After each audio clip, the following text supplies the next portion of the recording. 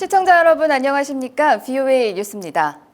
G20 정상회의에 참석한 도널드 트럼프 대통령이 정상외교를 통해 북한이 비핵화를 이행할 때까지 압박을 유지할 것이라고 밝혔습니다. 문재인 한국 대통령도 만났는데 두 정상은 북한에 대한 강력한 제재 이행의 중요성에 동의했다고 백악관이 밝혔습니다. 김칸희 기자입니다.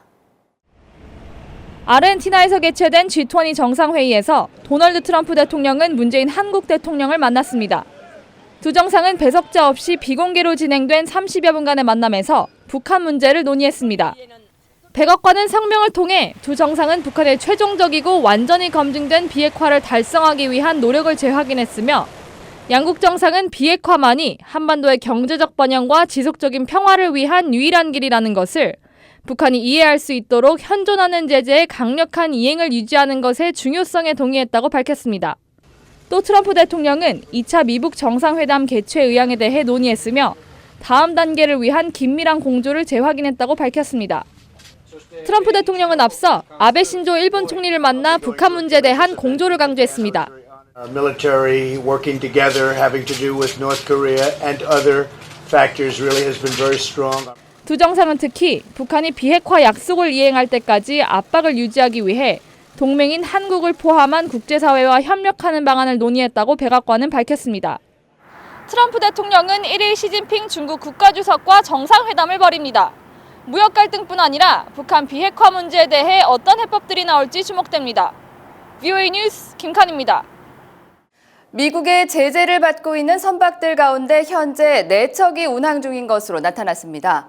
한국 부산에 4개월 가까이 머물렀던 러시아 선박은 유류를 구입한 뒤 항구를 떠났습니다. 함지아 기자입니다. 북한과 연루돼 미국의 제재를 받고 있는 선박은 모두 101척입니다. 이 가운데 다른 나라 항구나 공해상에서 발견된 선박은 현재 4척으로 나타났습니다. 중미국가 벨리즈의 선박인 보스윈 7호와 파나마의 후아프호, 러시아의 넵튜노, 북한 선박인 철봉산호가 중국 인근에서 운항 중인 것으로 포착됐습니다.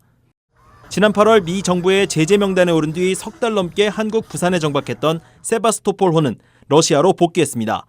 또 지난 9월 부산에서 급유를 한 뒤 떠났던 페치잔호도 지난 19일 부산에서 연료를 채운 뒤 다음 날 떠나 러시아에 머물고 있습니다.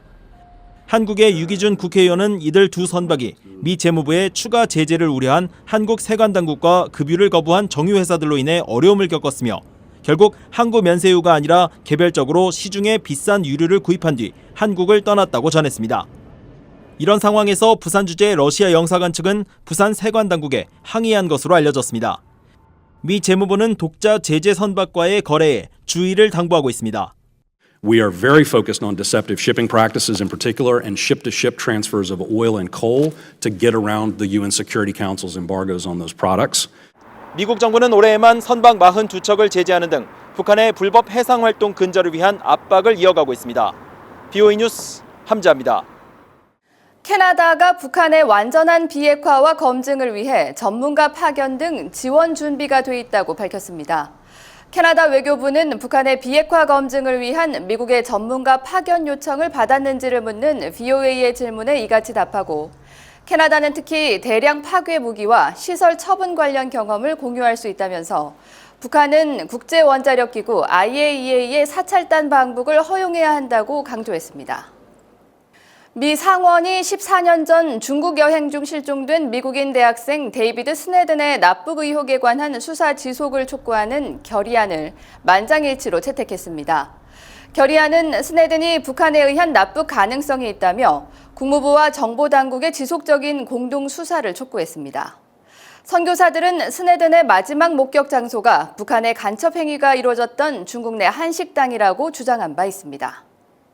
북한 여성들 생리 관련 보건과 인식 실태가 열악한 것으로 조사됐습니다. 한국북한인권정보센터는 탈북 여성 100명을 설문조사한 결과 70% 이상이 생리 관련 치료를 받지 못하는 등 열악한 의료체계와 부인과 진료에 대한 부정적 인식 등으로 북한 내 생리 경시 현상이 크다고 밝혔습니다.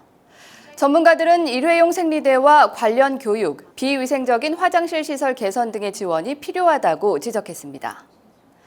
VOA 뉴스를 마칩니다. 시청해주신 여러분 고맙습니다.